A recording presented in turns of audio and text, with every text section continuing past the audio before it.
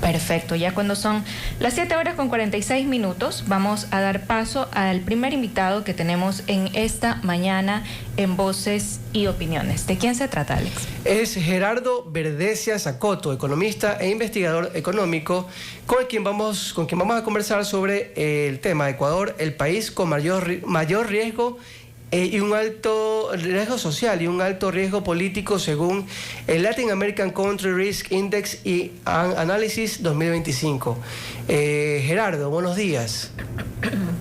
Buenos días, muchas gracias por la invitación y un saludo a toda la audiencia. ¿En qué consiste este índice que nos dice que Ecuador es uno de los países con mayor riesgo social y riesgo político? ¿A qué se refiere? ¿Qué nos dice? ¿Qué nos indica esto? Correcto, el Latin America Country Risk and Analysis Index es un estudio regional que se calcula en todos los países de la región de Latinoamérica y que es coordinado por el Adam Smith Center for Economic Freedom de la Universidad Internacional de Florida. Ellos coordinan regionalmente todo el cálculo del índice en todos los países y en Ecuador está encargado el Instituto Ecuatoriano de Economía Política de levantar la data de nuestro país. El objetivo principal del índice es sacar métricas, es decir, tiene una parte cuantitativa en donde se realizan cálculos para medir y poder compararnos con otros países con el riesgo general de inversión en nuestro país. La métrica busca obtener una cifra que nos muestre qué tan riesgoso es invertir en Ecuador para inversores extranjeros, para inversores internacionales. Y en ese sentido, el análisis que se realiza topa diferentes campos de la economía y de la realidad de un país, tales como la parte política, la parte institucional, el ámbito económico, el ámbito social y también el ámbito internacional. Y los resultados o los resultados que más destaco a nivel de la economía ecuatoriana son los puntajes en el ámbito político y en el ámbito social.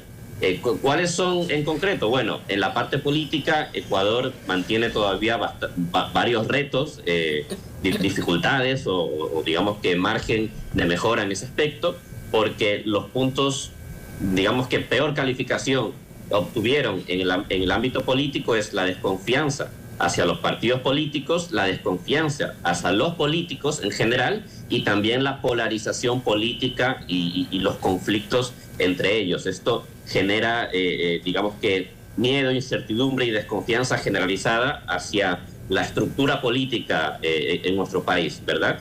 Y después, bueno, esto nos hace colocarnos en el tercer puesto de país con mayor riesgo percibido en el ámbito político, a nivel regional, ¿verdad? Y luego en la parte política es en donde peor calificación obtenemos. De hecho, nos colocamos en el primer puesto como país con mayor riesgo social, según el cálculo del índice, porque básicamente aquí se topan temas de seguridad, de presencia del crimen organizado y de delincuencia, en donde obtenemos puntajes muy elevados. La escala de puntajes va desde el 0, desde el 1 al 5, siendo el 5 la percepción de mayor riesgo, y en estos puntos, en estos factores, obtenemos un promedio de 4.8, es decir, muy cercano al 5, lo que nos coloca, como ya menciono, en el primer puesto a nivel regional en este riesgo, en este apartado del riesgo. ¿Cuántos países son los que integran este listado y en qué lugar se encuentra Ecuador para ya tener una idea más clara de la situación? Bueno, el estudio es compuesto por todos los países de la región, que son aproximadamente unos 10, 12 países de América del Sur, también América Central. Año a año el estudio se va nutriendo y se van incorporando nuevos países. De hecho, para la edición del próximo año 2026 ya se espera que se vayan incluyendo países de otras regiones, de otros continentes, como por ejemplo España y Portugal. Entonces, es un estudio en crecimiento que sin duda va a poder seguir otorgando, digamos que buenas impresiones a lo largo de los años. Y respecto al puesto del Ecuador, ya a nivel generalizado para el año 2025, nos encontramos, como digo, hay diferentes clasificaciones, ¿no? Dependiendo del ámbito analizado, como puede ser la parte política, la parte económica, la parte social. En eso lo más destacable es el puesto a nivel político, que estamos terceros, como tercer país con mayor riesgo. En el ámbito social estamos como el mayor país, como el que tiene mayor riesgo en ese apartado, pero a nivel generalizado, si no recuerdo mal, estamos en el puesto cuarto, quinto, es decir, más o menos la mitad de la clasificación, como digo, percepción de riesgo general de inversión en nuestro país comparado con otros países de la región. ¿Cuáles son los otros países que están también en esta situación crítica y cuáles son los que sí deberíamos tomar como referencia? Bueno, el estudio muestra, por ejemplo, a nivel de riesgo político, tenemos a México y a Bolivia como los países que encabezan esa clasificación, ¿verdad? Luego también en la parte económica vemos a los dos mismos países también encabezar esa lista, Bolivia y México. Brasil también aparece por ahí. Y en el ámbito internacional también volvemos a ver a Bolivia en los primeros puestos. Entonces, Bolivia sale no muy bien parado en la clasificación general del índice, asimismo México también, y países a los que podemos, digamos que, tomar mejor de referencia o de brújula en términos de los resultados del estudio. Tenemos países como Panamá, Colombia, o también los que salen mejor parados en la parte económica, Perú. Si bien es cierto que Perú tiene muchas turbulencias políticas, institucionales, y de hecho está en los primeros puestos en el ámbito político, en el ámbito económico no le va tan mal. Y luego tenemos países de Centroamérica que tienen otra realidad un tanto diferente a los países de América del Sur, pero República Dominicana y, como ya mencioné, el ya mencionado Panamá, también son digamos que comparativamente mejor percibidos a nivel internacional respecto a las inversiones. De acuerdo a este análisis, usted podría decir que, a excepción de Perú, que ya nos acaba de mencionar que el económico va bien, diferente a lo político, ¿usted cree que en general la parte económica afecta a lo político o la parte política afecta a lo económico, o es un círculo vicioso? Bueno, son dos campos muy interrelacionados, pero si yo tuviera que determinar cuál va primero, cuál va después, para mí, sin duda, la parte política afecta a la parte económica. De hecho, los países que consiguen controlar la incertidumbre política, la incertidumbre institucional, que en última instancia se refleja en la captación de poder por parte de los gobernantes. Es decir, cuando hay mucha discrecionalidad, arbitrariedad por parte de los gobernantes, eso afecta a la parte económica, porque eso implica cambiar reglas de juego, reformas impositivas abruptas, y que cambien, digamos, que el marco normativo mediante el cual los privados hacen sus actividades económicas, ¿no? Entonces, actividades productivas, eso impacta en lo económico. Entonces, la parte política sin duda es un factor a resolver en nuestro país para que afecte positivamente a la parte económica. Y ya dentro de la parte económica en aislado también existen diferentes retos. Por ejemplo, como digo, en el apartado económico, Ecuador no tiene de las peores puntuaciones, y esto es un tanto, en principio podría sonar un tanto extraño, porque Ecuador enfrenta grandes retos económicos. Bueno, el puntaje en el ámbito económico de Ecuador se explica, el relativo buen puntaje se explica primero por la estabilidad que la dolarización otorga al país.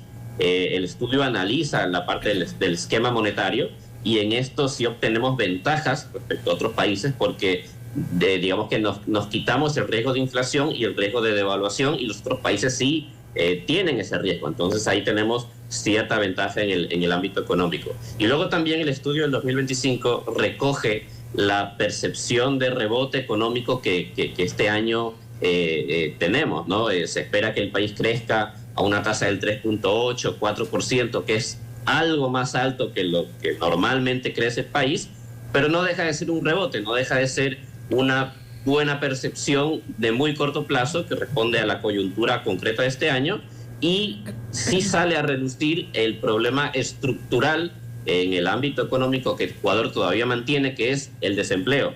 El desempleo estructural es la principal preocupación en el ámbito económico, obteniendo una puntuación, como digo, bastante alta de 4.5 sobre 5, y es ahí en donde todavía queda, digamos que muchas decisiones por tomar y muchos aspectos que arreglar, porque la realidad es que a nivel, por ejemplo, para dar un dato que refleje el problema, a nivel de empleo adecuado, en la actualidad, en el año 2025, a datos de septiembre-octubre de 2025, todavía estamos por debajo del nivel de empleo adecuado de 2019, es decir, de antes de la pandemia. Entonces, en estos últimos 5 años no se ha creado empleo en Ecuador de forma masiva y estructural, y eso todavía sigue siendo el mayor reto económico que el país enfrenta. No me queda a mí claro en cuanto a riesgo político a qué se refiere, qué es lo que se mide y qué es lo que refleja y qué es lo que nos dice por qué Ecuador está con alto riesgo en lo político, ¿no?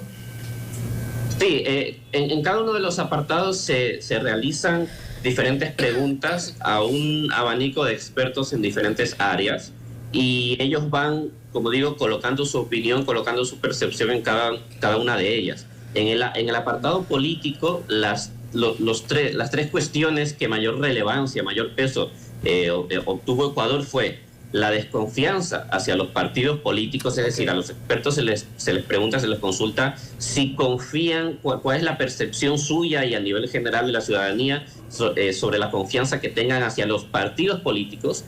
Después la segunda fue hacia los políticos, es decir, hacia las personas que hacen política, y después la polarización política, qué tan alto o bajo es el nivel de polarización política en nuestro país. Bueno, estos tres factores, estos 3 puntos obtuvieron un puntaje bastante elevado en Ecuador y eso es lo que empuja hacia arriba el nivel de riesgo político en nuestro país, ¿no? En última instancia, ¿qué explicación así un poco más profunda le podemos dar a estos resultados? Bueno, una sociedad que no confía en los partidos políticos y en los políticos que son en última instancia los que hacen política y toman las decisiones y determinan el rumbo hacia el que tiene que ir el país, pues no deja de colocar mayores grados de incertidumbre política, institucional y económica al país y hacerlo percibir por el exterior, como digo, como un país incierto para las inversiones.